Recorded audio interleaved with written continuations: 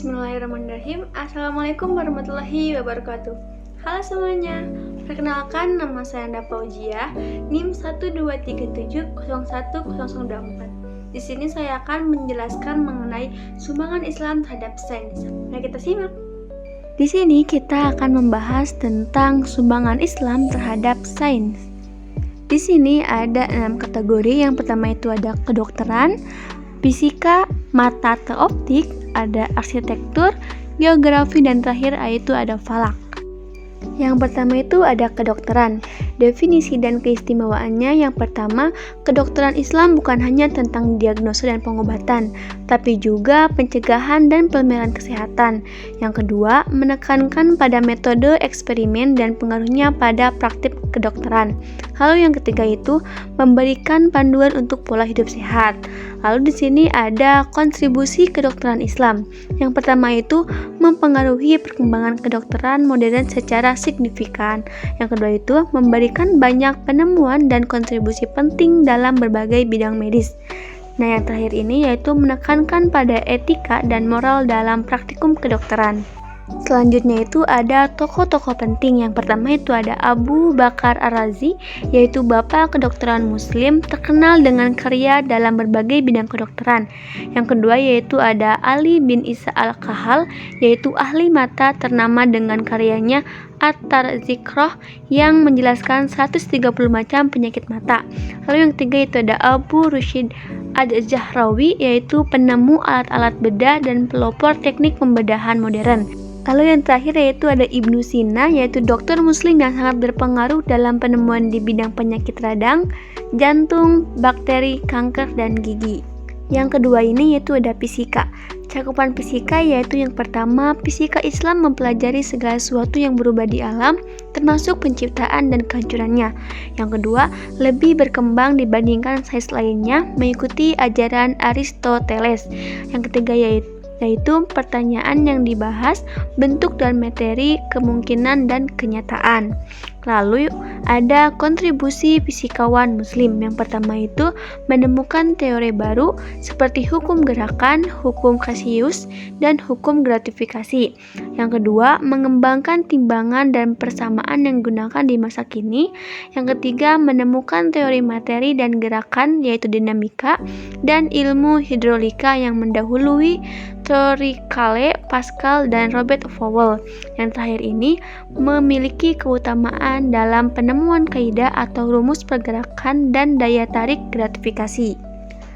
Lalu ada hukum-hukum gerakan. Hukum pertama, jika sejumlah gaya menuju pada daya penggerak materi yang kosong, materi tersebut diam. Hukum kedua, gerakan benda melibatkan terjadinya gerakan atau perputaran sesuai kapasitas maju atau mundur seiring dengan beban materi dan kecepatannya. Hukum ketiga, gerakan jika saling bertemu, gerakan akan saling menolak. Daya pergerakan itu akan tetap pada selagi masih dapat unsur yang mendak atau menghalangi. Gerakan akan kembali menurut arah asal dia bergerak. Lalu ada hukum daya tarik atau gravitasi. Yang pertama yaitu ada Al-Khazani membahas tentang kecepatan atau roda jatuh benda di sekitar bumi. Yang kedua, pengetahuannya menunjukkan hubungan yang benar antara kecepatan jatuh benda di sekitar bumi dan jaraknya. Yang terakhir, hubungannya dikatakan dengan gaya keseimbangan yang disadari Galileo pada abad ke-17. Yang ketiga ini yaitu mata atau optik. Sejarah singkatnya yaitu ilmu optik telah dipelajari sejak zaman Yunani kuno dengan dua teori utama, masuknya suatu ke dalam mata dan sinar yang dipancarkan dari mata ke objek. Yang kedua, ilmuwan Yunani kuno tidak mempertimbangkan aspek fisika, biologi, dan psikologi penglihatan. Lalu ada pengaruh. Temuan-temuan ilmuwan muslim dalam ilmu optik sangat berpengaruh dan diakui oleh ilmuwan barat. Yang kedua itu, kontribusi mereka membantu meletakkan dasar bagi perkembangan ilmu optik modern. Kontribusi ilmuwan muslim yang pertama itu ada Al-Kindi dan Ibni Al-Haytham mengembangkan teori-teori optik Yunani kuno lebih lanjut. Yang kedua ada Al-Kindi menulis ilmu Al-Manashir tentang lensa dan cahaya. Yang ketiga ada Ibn Al-Haytham mengembangkan teori optik yang lebih mendalam menolak beberapa teori Yunani kuno dan menunjukkan bahwa penglihatan terjadi ketika cahaya dari objek masuk ke mata. Lalu yang terakhir yaitu ada Ibn al-Haytham menemukan penggunaan kamar hitam yang mendasari fotografi dan menulis Al-Manajir yang menjadi dasar ilmu optik hingga abad ke-17. Selanjutnya ada arsitektur. Definisi dan sejarah singkatnya yaitu arsitektur adalah ilmu yang dikenal manusia sejak dulu karena kebutuhan untuk mengukur perkiraan, baik jarak maupun bangunan. Sebagai orang mengatakan arsitektur adalah ilmu naruli karena hewan pun dapat mengetahui jalan paling pendek antara dua titik dengan garis paling lurus. Di sini ada kontribusi bangsa Arab.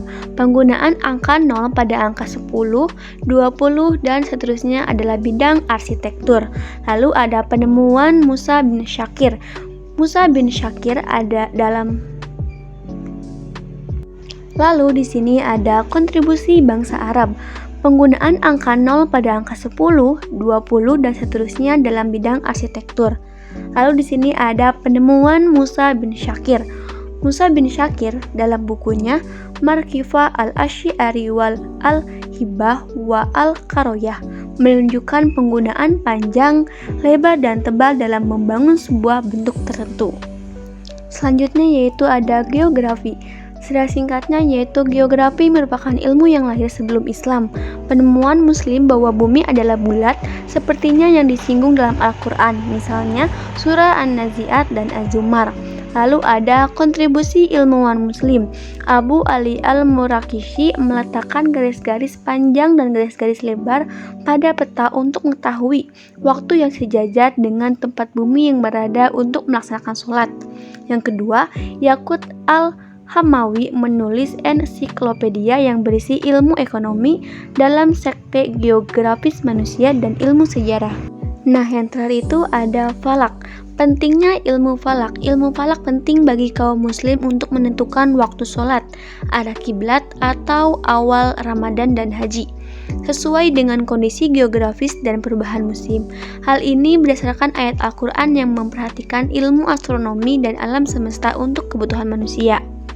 Lalu ada sejarah singkat. Ilmu falak diajarkan melalui terjemahnya karya-karya dari Yunani, Persia, dan India. Yang kedua, buku pertama yang diterjemahkan adalah Makat an-Nuzum. Yang ketiga, pada masa Abbasiyah, Khalifah Al-Ma'mun mendukung penelitian astronomi dengan membangun observatorium dan menandai ahli-ahli seperti Muhammad bin Musa bin Syakir dan Al-Khawarizmi. Lalu ada kontribusi ilmuwan muslim. Yang pertama, mengembangkan alat-alat astronomi seperti astrolabe dan menciptakan almanak untuk menghitung pergerakan bintang. Yang kedua, tokoh-tokoh seperti Al-Fagarani, Al-Biruni, Abdurrahman As-Syufi, Abu Al-Wafa Al-Muradi, dan Ulugbeg menyumbangkan banyak teori dan peralatan yang menjadi dasar bagi ilmu astronomi modern. Yang terakhir, merevisi karya-karya seperti Al-Maghrez oleh Ptolemeus yang terjadi menjadi rujukan hingga masa Renaissance Eropa. Yang terakhir yaitu pencapaian penting. Yang pertama, mengembangkan ilmu astronomi dari teori ke eksperimen ilmiah. Yang kedua, membersihkan ilmu dari takhayul. Yang terakhir, meletakkan dasar bagi perkembangan ilmu pengetahuan di masa modern. Sekian penjelasan dari saya. Mohon maaf jika kesalahan. Wassalamualaikum warahmatullahi wabarakatuh.